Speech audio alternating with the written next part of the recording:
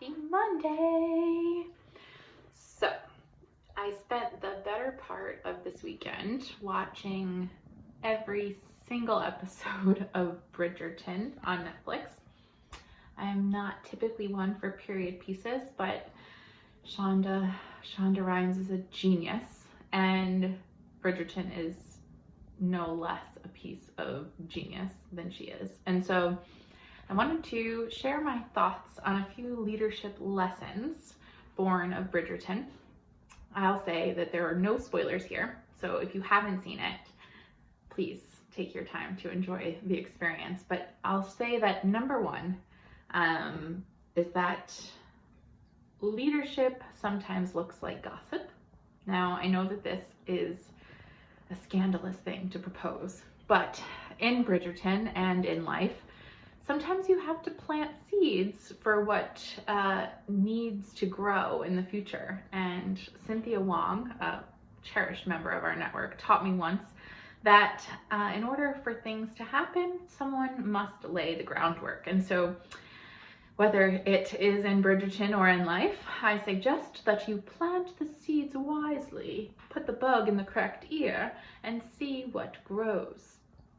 Number two, birth order is a real thing.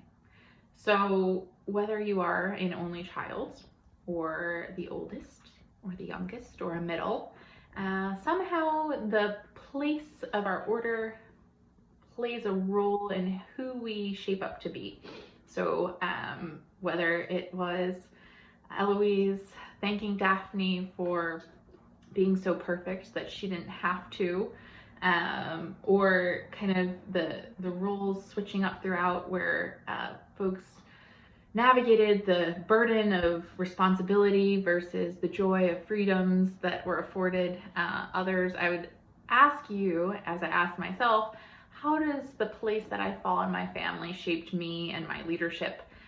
Where has it brought out my strengths? And where have I potentially missed an opportunity to be the best version of me by misplaced resentment, perhaps?